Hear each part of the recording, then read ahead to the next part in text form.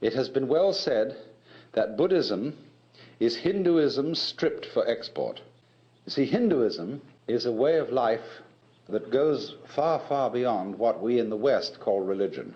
It involves cookery, everyday family life, house building, just everything. It's the whole Hindu way of life. And so you can't export it, just as you can't export Shinto from Japan. It belongs to the soil and the culture. But there are essential elements in it that can be transmitted outside the culture of India. And Buddhism was one of the ways of doing just that. So one might say simply this, to try and sum up what Buddhism is about. The word Buddha is derived from the root Budh in Sanskrit, B-U-D-H, which means to be awake. So the Buddha is the awakened man, the man who woke up. What does he wake up from? Obviously a dream. And what kind of a dream is this? Well, I would call it a state of hypnosis. And this state of hypnosis, although I'm using hypnosis in a rather archaic sense of the word, is a state of being entranced, spellbound, fascinated, and this is called in Sanskrit avidya, A-V-I-D-Y-A. Vidya is knowledge in Sanskrit, and it is the root from which we get videre in Latin, to see, and so vision in English. So putting the A in front of it means non. Avidya, not seeing, ignorance, ignorance, where you see but you ignore everything that you're not looking at. When you put the beak of a chicken on a white chalk line, and the chicken is fascinated with that and can't get away from the chalk line, that's avidya. So in the same way, our beaks were put on a chalk line when we were hypnotized into the notion of attending to life by conscious attention alone, by the spotlight to the exclusion of the floodlight. And so we began to imagine that we were separate individuals, what is called in Buddhism Sakkaya Drishti, the view of separateness. And a Buddha is one who has overcome that. He is awakened from that illusion, from that state of hypnosis, and he knows that, well, I can't put what he knows in any positive terms. This is the special thing about Buddhism. Everything in Buddhism sounds negative. Let's put it this way. Let's suppose you engage yourself in a relationship with the Buddha, or with one. I mean, there are hundreds of Buddhas. The one we call Gautama is just the historical Buddha that everybody knows about. But one Buddha leads to another, because as a result of his relationships with people, he turns them into Buddhas too, awakened people. Now you meet one of these people, and he's going to give you a rough time. But one of the Buddhas running around these days is Krishnamurti. And Krishnamurti absolutely destroys everybody's religion. Why do you believe this? Why are you hanging on to that? Why do you want to insist that this idea is so? See? And he shows you that all your fixed formulations, all the ideas to which you cling, are spurious. And then you suddenly get into a kind of vertigo, dizziness, that you feel suddenly that you're no longer standing on the firm ground, but that the universe has suddenly turned into water, or worse, air, or worse still, empty space. There's nothing to hold on to. Now you see, often when one discusses religion with people, they say, well, I need a religion because I need something to hold on to. Well, that's the way not to use a religion. Because if you use religion as something to hold on to, your religion is an expression of unfaith. Faith is where you let go, not where you hold on. When the cat falls off the tree, the cat relaxes, you see. And so the cat lands with a soft thud and doesn't get hurt because the cat has faith. But if the cat in midair were suddenly to grab itself with all 4 feet and tighten up, you see, it'd be hurt. And that's what people do when they say, Rock of Ages, cleft for me, let me hide myself in thee. They want something to hold on to, you see. And that is unfaith. So the method of Buddhism, it's called the Dharma, doesn't mean the law, it means the method. The method is to knock the stuffing out of you, to take away everything to which you cling, to cleanse you completely of all beliefs, all ideas, all concepts of what life is about, so that you are completely let go. So Buddhism has no doctrines at all that you have to believe in. I don't care what background you come from, whether you're a Roman Catholic or at one extreme or a logical positivist at the other. Both are clinging to something, you see? And so the method of Buddhism is to knock out the underpinnings and say, well, not only do we not believe in anything, we don't even believe in not believing in anything. You know, you crawl into a hole and pull the hole in after you. But in this case, you do the exact opposite of that. That's a defensive move, to crawl into a hole. In this way, you crawl into great space and then pull the space out after you.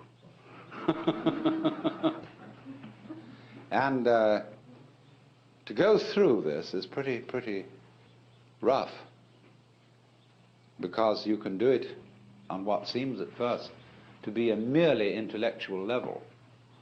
See, you can engage a group of people in a discussion, and you can start, whenever they propose an idea that is their sort of guiding principle of life, you demolish it, show that it doesn't hold water. And step by step you unearth, by talking with them, what are the fundamental ideas they're operating on. Everybody is. Everybody is a philosopher. Everybody has metaphysics, although they may not know what it is, because they've never examined it. But by this method you bring it out, and you demolish it. And this suddenly, what seemed like a very nice intellectual discussion, turns into sheer murder. People get really anxious. They develop all the trembles and the symptoms of extreme anxiety. And so they finally say to the guru, the teacher, well, heaven's sakes, what do you believe in? He says, I'm not proposing anything. I didn't set anything up. Well, how do you navigate? How do you exist? This is what's the problem. Because you see, what we're moving from, as I suggested a moment ago, we're moving from a state of affairs where we're accustomed to navigation on land to a state of affairs where we're in the water. And this is very critical for today, because the impact of modern science on Western culture has been very similar to this. In Christianity, we sing hymns like How Firm a Foundation and Rock of Ages, Ein feste Burg, a mighty fortress is our God. We've something to stand on. The church's one foundation is Jesus Christ her Lord, you know. And it's this firm thing. All right, suddenly all that disappears or becomes implausible. And we find ourselves swimming or sinking. Now, when you find that you're living in the midst of the universe of relativity, well, there's nothing you can hold on to. You've got to learn how to swim. And to swim, you've got to relax and stop grabbing. So this is what Buddhism does. When it says it's the art of let go, of non-attachment. Non-attachment doesn't mean that you lose your appetite for dinner. It means simply that you stop grabbing. You get rid of stickiness. Stickiness in the sense of, for example, when a wheel has an axle that's too tight and it sticks. You want to loosen it up a bit. You don't want it too loose. You don't want it floppy. Like a lot of people, when you tell them to relax, they become like a limp rag. It's not relaxing. Relaxing is having still tone. But it's a middle way. So this is entirely what Buddhism is about. It's about learning, for example, if I may put it in a vivid way, when you were born, you were kicked off a precipice. And there's nothing that can stop you falling. And although there are a lot of rocks falling with you, with trees growing on them and all sorts of things like that, you can cling to one of those rocks if you like. as it goes down with you for safety. But it's not safe. Nothing is safe. Everything is falling apart. Everything is in a state of change. And there's no way of stopping it. And when you are really resigned to that, when you really accept that, then there's nothing left to be afraid of. And when there's nothing left to be afraid of, and you've given everything up, and you know that even, a lot of people in religion cling to suffering because they know they are right as long as they hurt. Oh, I bless the good Lord for my boils, for my mental and bodily pains. For without them my faith all congeals, and I am doomed to hell's ne'er-ending flames. There are a lot of people who know that they're right so long as they suffer. But that's an illusion too. Even suffering offers no security. Even suicide offers no security in Buddhism, you see. There is no security at all. You simply have to face this fact that everything is in flux and go with it. And so the question then is simply how to convince people of this, if anybody wants to be convinced. It's not the sort of thing you shove down people's throats. You don't convert them to this, because if they don't want to be converted, they won't let go. So Buddhism therefore involves a very special relationship between the questioner and the person to whom the question is addressed, the pupil and the teacher. And now then, Buddhism came to China as early as 60 AD, but didn't at that time make a very great impression. It was not until about the year 400 that a very great Sanskrit scholar by the name of Kumarajiva came and started teaching Chinese scholars Sanskrit. And they worked with him to translate Sanskrit into Chinese. And they translated the Buddhist scriptures. They didn't, of course, do them all at that time, because the Buddhist scriptures occupy about as much space as the Encyclopedia Britannica. In fact, a little more.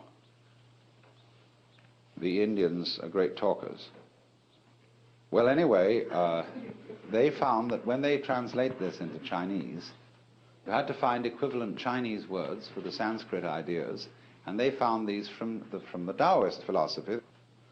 Well, slowly then, Indian attitudes began to be modified by Chinese attitudes, because the Chinese read into these translations Taoist meanings, so things got a little altered. Now here came the alteration that is crucial. First of all, in Indian Buddhism there's very little humor, but Chinese life is full of humor. The greatest philosopher of China, Zhuangzi, is the only philosopher who is, I think, in the whole world, who is profoundly humorous. There's a book in the modern library, published by Random House, called The Wisdom of Lao Tzu. And this is translated by Lin Yutang. And he includes, along with the translation of Lao Tzu, huge sections of Zhuangzi. And this is absolutely fascinating because of the humor of it. Indian Buddhism had very little humor. Some, yes, but very little. Next, it was all tied up with celibacy, which to the Chinese was absolutely incomprehensible. Because Chinese civilization is rigged around the family to a far greater extent than ours is, which is saying something. And they just couldn't see any point or any wisdom in celibacy. When Buddhism came to China, it still retained a certain element of celibacy, but for different reasons than Hindu. The Chinese way of celibacy is not that sex is naughty, but it's terribly convenient not to have a wife.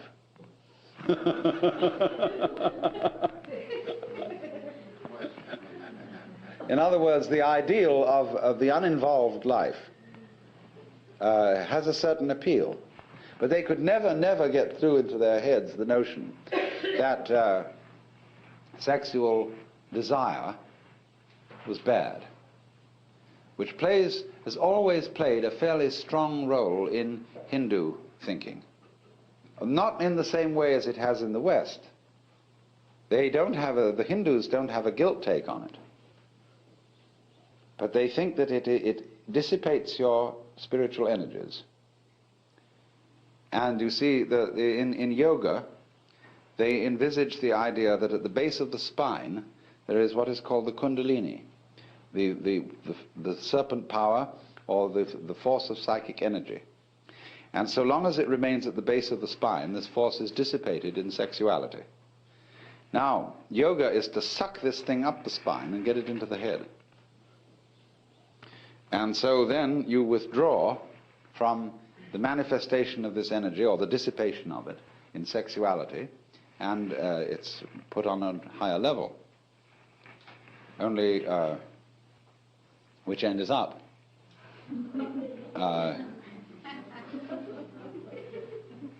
You can do it the other way too. They have what's called the right-hand way of doing it and the left-hand way of doing it. I'm not going to go into that now. But the Chinese didn't see it that way. They couldn't see that it was a dissipation of energy.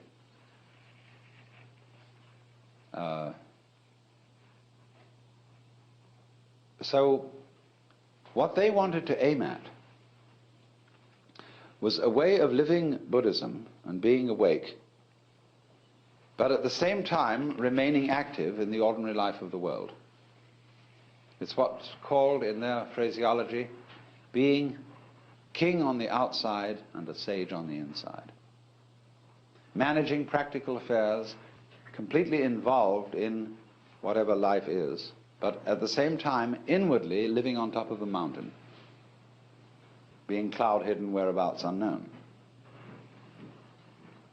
So Chinese Zen is the preeminent expression of this, because it is the mixture of Indian Buddhism and Chinese Taoism plus a certain Confucian practicality. Zen developed out of the work of Kumarajiva, came into China, as I said, 400 or a little before. He had two disciples who began to work on Buddhism from a Taoist point of view, and they were actually the originators of Zen. Then apparently about shortly before 500, as the dates now check out, another Indian came to China whose name was Bodhidharma. And Bodhidharma was the person who touched off Zen as a specific movement. Bodhidharma had a pupil by the name of Eka, Huike in Chinese. Eka is Japanese pronunciation, like Zen is the Japanese pronunciation of the Chinese Chun. And the story is that when Eka came to Bodhidharma, Bodhidharma refused to accept him as a student. All Zen masters do this. They reject you. And this stimulates you, you see, to come back stronger. If you're going to learn at all. And Eka came back stronger and stronger and stronger, and Bodhidharma resisted him stronger and stronger, and finally he cut off his left arm and presented it to Bodhidharma. He said, look, here's my left arm given to you as a token that nothing in the world matters to me except to find out what you're all about. All right, he said, what do you want to know? Eka said, I have no peace of mind. Please pacify my mind. In Chinese, mind is this word pronounced shin. And shin is here. Shin is the heart mind. It's the psychic center. And so Bodhidharma said, "Bring out your shin here before me and I will pacify it." Eka said, "When I look for it, I can't find it." Bodhidharma said, "Then it's pacified." And Eka immediately understood what all the thing was about. That's the experience called Satori in Japanese, Wu in Chinese, Mandarin, and in the Cantonese dialect, it's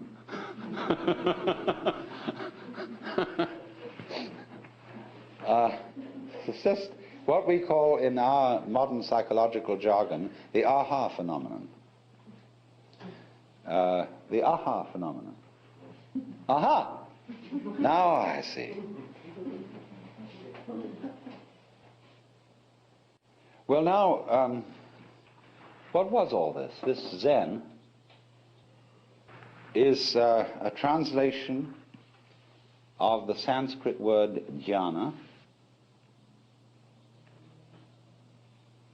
And so this is being pronounced Chan in Chinese and Zen in Japanese. Is unfortunately untranslatable in English. It designates a certain state of consciousness that is sometimes called meditation,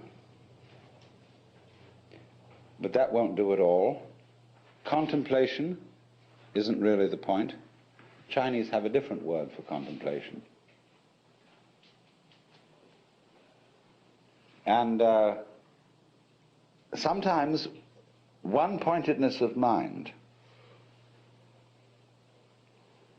I would prefer to translate this word with the notion of total presence of mind. When we say a person is crazy, we often say they're not all there. Now go to the opposite of that and visualize a person who is completely there, or who is completely here. A person who lives totally and absolutely now. That doesn't mean he's incapable of thinking about the past or the future, because thoughts about the past and about the future are included in the present. You have them now. But imagine the kind of person who is not distracted, who when he talks to you, it really gives you his whole being, who doesn't, as it were, look over your shoulder and wander off to something else. Somebody who, first of all, he's completely here, and he's so much here that you can't phase him. Now this idea of phasing is crucial in Zen. You see, I referred a moment ago to attachment, that Buddhism is living free from attachments. And I made the point that this is not abandoning a sense of a good appetite for dinner, but it's stopping sticking. In psychological jargon, you don't block. A mind of no hesitation, it's sometimes called. In Chinese, the phrase mo zhi chu is used, of going straight ahead. So supposing somebody walks up to you on the street and says, "Are you saved?" Now, most of us who are intelligent people feel embarrassed by such a question. You know, what's this wretched Salvation Army person or Jehovah's Witness doing asking me whether I'm saved or not? And we're all a little bit, you know, what do you do with a nut like that? So, but as in Zen, this is a perfect moment to respond, see, to the most embarrassing question, are you saved? But Zen comes back in a very funny way. In Zen, one doesn't give philosophical answers to a question like that. You give practical answers. I had a boiled egg this morning.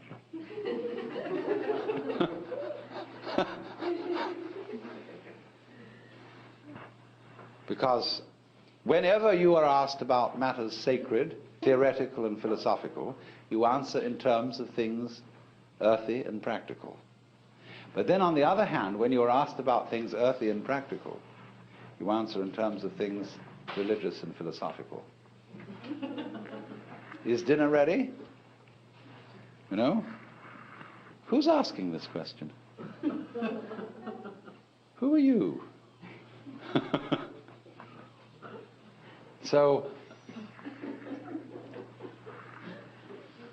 this is then the flavor of Zen, is, you know, Bodhidharma is supposed to have meditated so long that his legs fell off. And he's usually drawn this way, something like this anyway.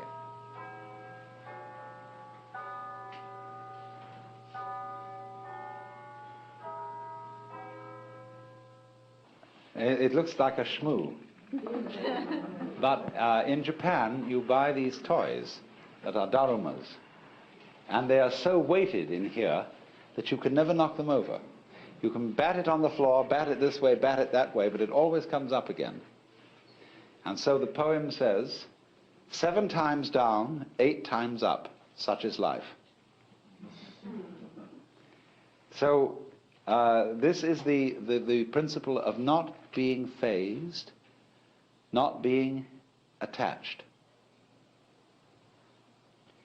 So to play the game, you can't phase me. Now, this is very important in the art of lifemanship, fundamental gamesmanship. Because you see, when the Zen monks moved into Kyoto, they took over the best part of town. Simply fantastic how this happened. The beautiful hills were occupied by the brigands, who later became the Japanese nobility. The great daimyos, these were the toughest characters. And the Zen monks played a game with them, which was that, you know, you possess all these lands and you're powerful and so on, but so what? It's all falling apart. Then what will you do? Well, they said, that's too bad, we don't know. And the Zen monks said, oh, you haven't got the hang of the thing, you see. So they found that they couldn't terrify Zen monks. That they played all sorts of tricks, but the Zen monks were better masters at it. See, supposing you say to somebody, look, I'm not afraid of you. You can do anything you like. You can kill me or anything at all. Well, if I go and kill the fellow who says this, I'll never find out whether he was afraid or not.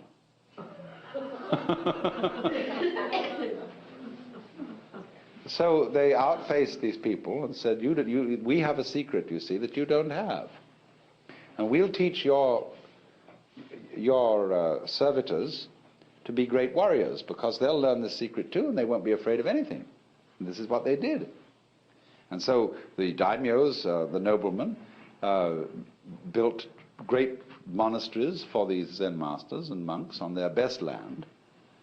The finest artists of Japan made gold leaf screens for almost every room in the place. And although nobody owns anything individually, the community owns it collectively with the protection of the daimyos. And they had a tremendous scene going. Now, to us that sounds extremely weird, even immoral. You don't expect religious people to do things like that. No, I know you don't. If the religious people are self-righteous and have no humor.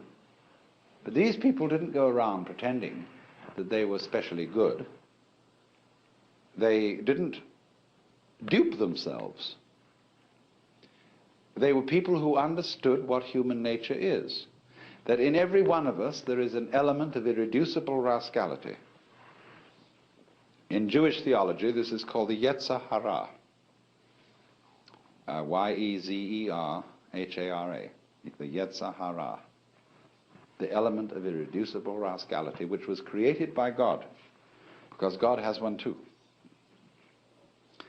And that's why when you are really affectionate with somebody else, when, for example, men, I don't know what women do in their private lives between each other, but men, as we all know, say to someone they're very fond of, why, you old bastard.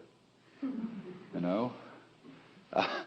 Just like that, you know, there's a certain way of saying to a person, there's a certain glint of recognition. And so there's a Zen poem which says, when two Zen masters meet each other on the road, they need no introduction. When a thief meets a thief, they recognize each other instantly.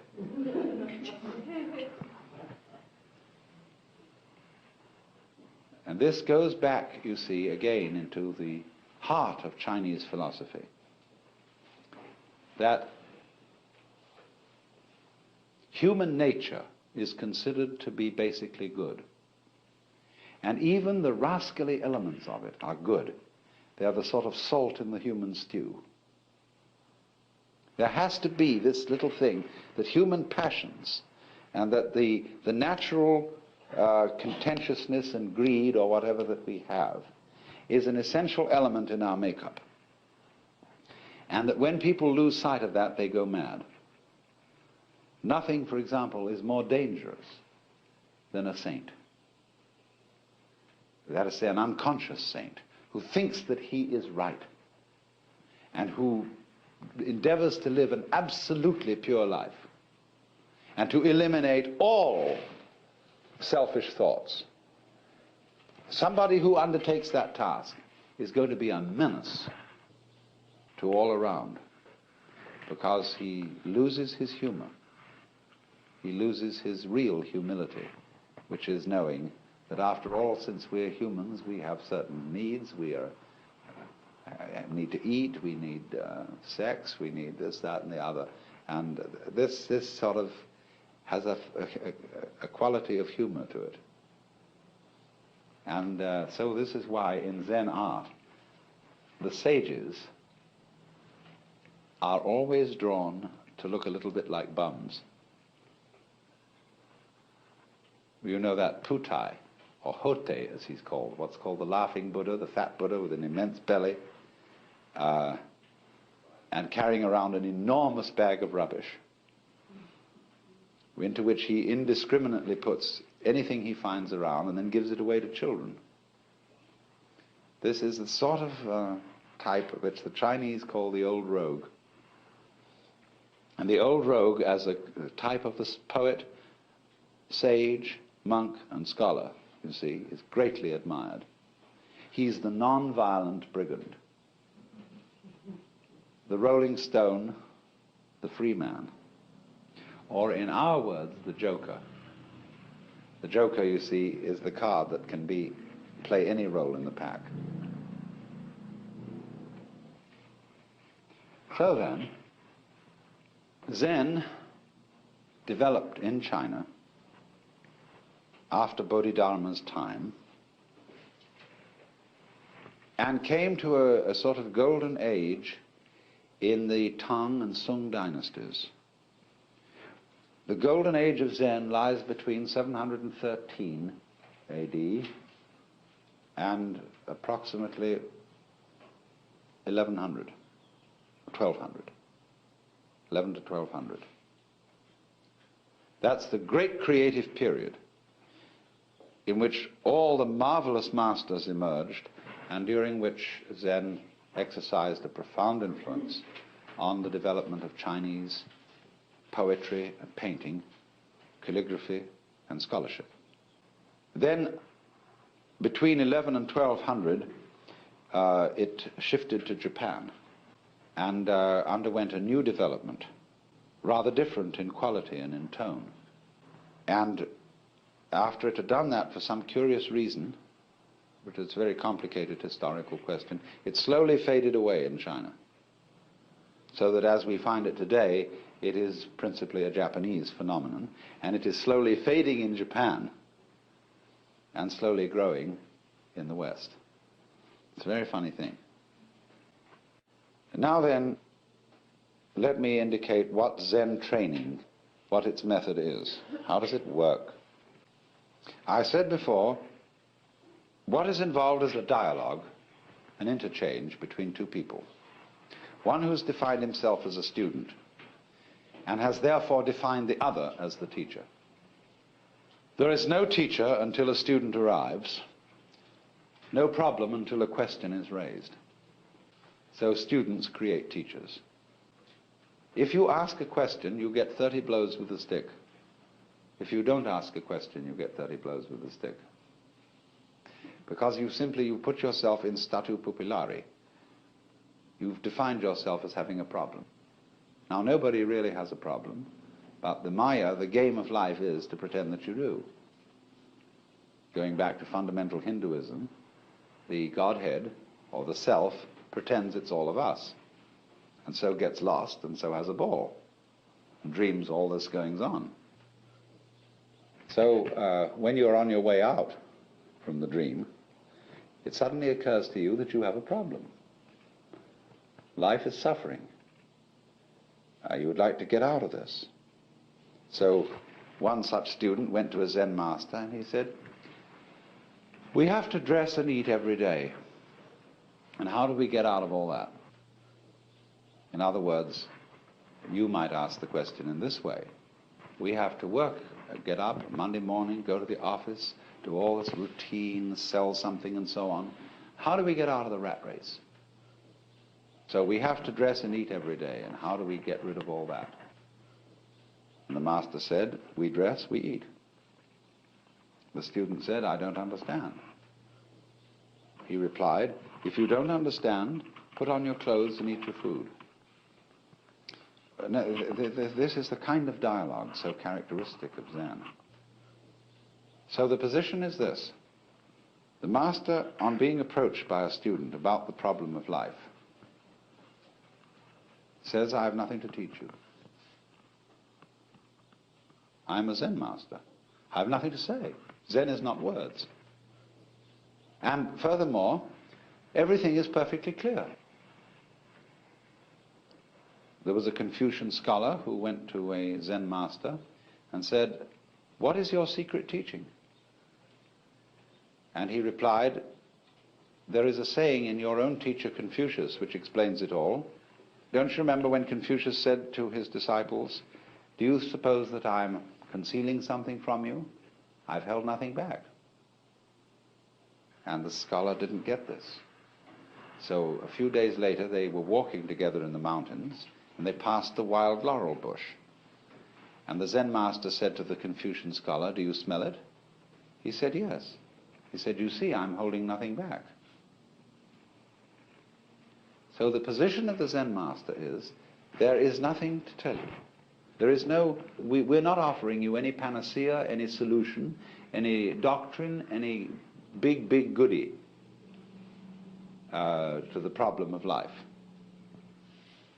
Because the problem is an illusion.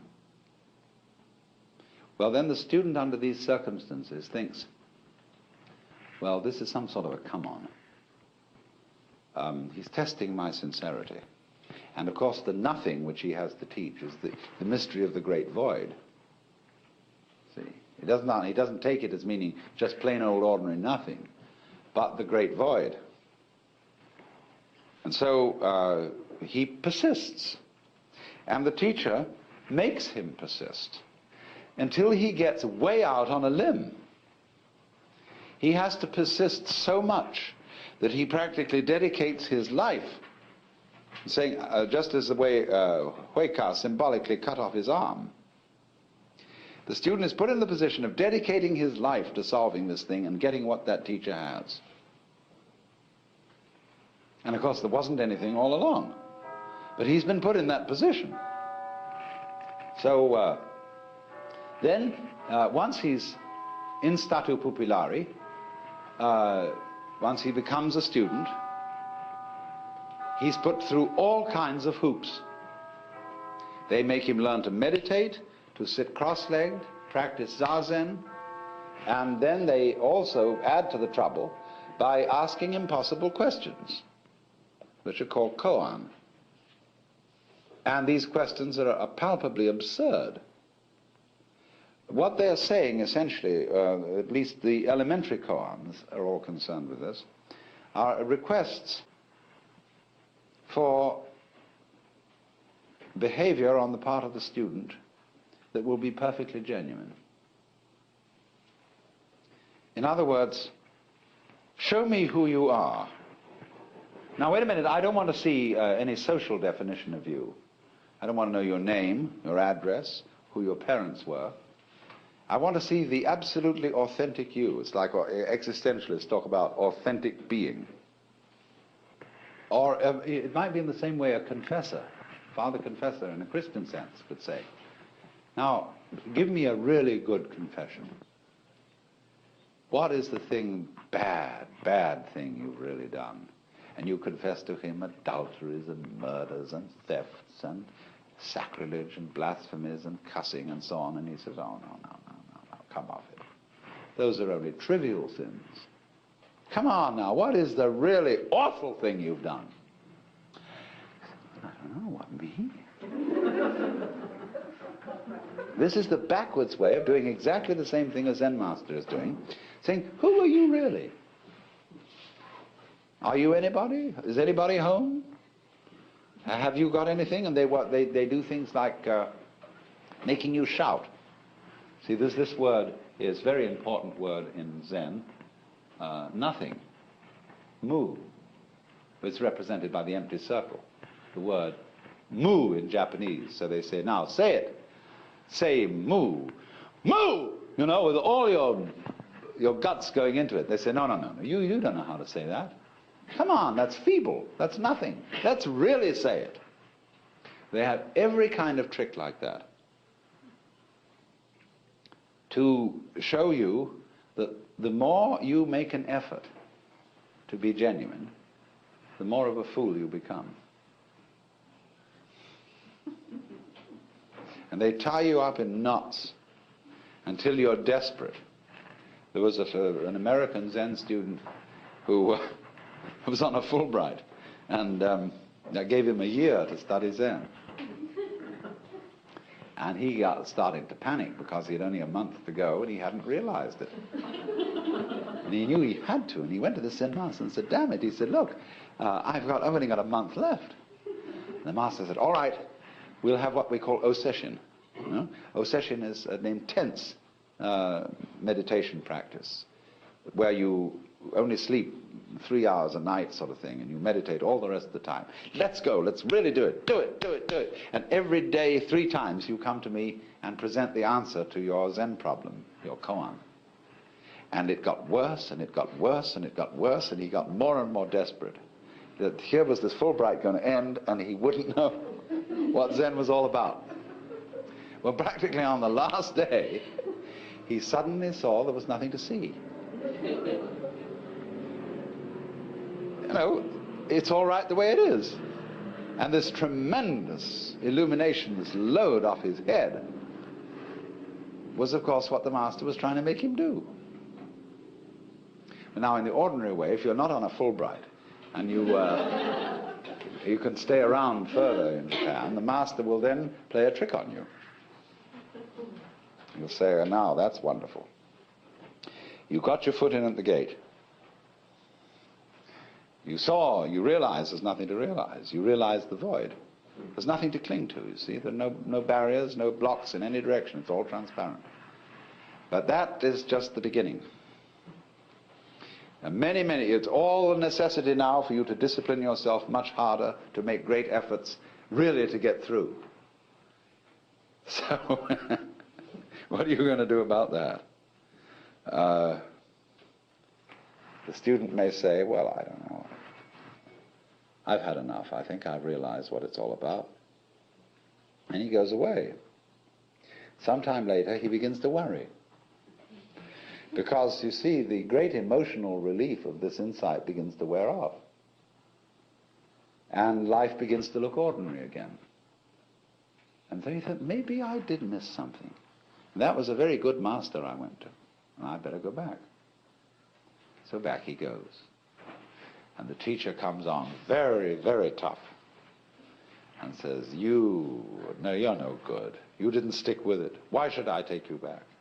Oh, master, I'm so sorry. I didn't realize I was young and inexperienced, and now I've come to my senses. So the teacher finally says, all right, you're on probation. So again, he starts another koan. And this one comes in from a completely different point of view. And he's got others that come from this way, and from this way, and from this way, and from this way. And the point is always, so long as I can beguile you as a teacher into thinking there's something you can get, you need to study with me. When I can no longer fool you into thinking that there's something to get out of life, you'll know that you're life. You don't get something out of it, you're it. But so long as you can be phased and you can be taken in by the teacher, you need a teacher. So in the end, when the student no longer needs a teacher, and he sees that this old boy has fooled him the whole way through, he says at the same time, profound respect, and you wonderful rascal.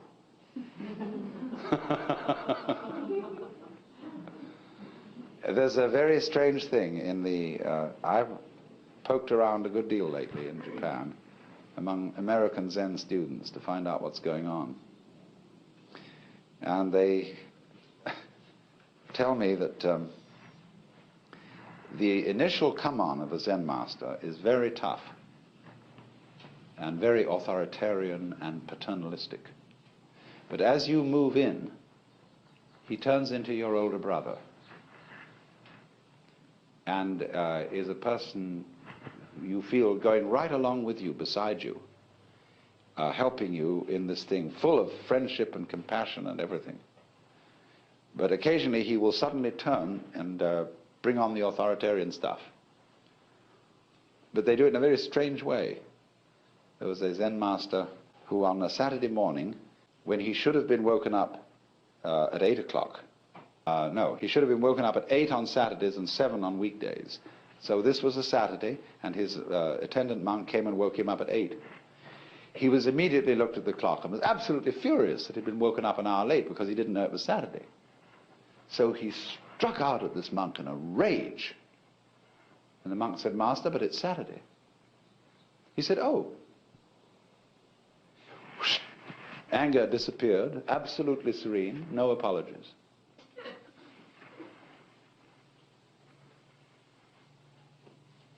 So you see the nature of this game, which is the Zen game. And I seem to have given away the show to you. I've told you all the inside mechanics of it. But you would discover that if you tangle with a Zen master and you think you know from what I told you what are the mechanics of it, and you stuck your neck out to put yourself in the position of being an inquirer, everything I had told you would be useless. He would outwit you completely. That's what consists in being a master. He's not doing it because he wants to be superior and to put down other human beings. He's doing it out of great compassion because he feels he knows something which, if you could find out, you would just be so happy and would want to give it to everybody else. But you can't give it away because everybody's got it. What you've got to make them do is to see that they have it and that you don't give it to them. And that's the most difficult task.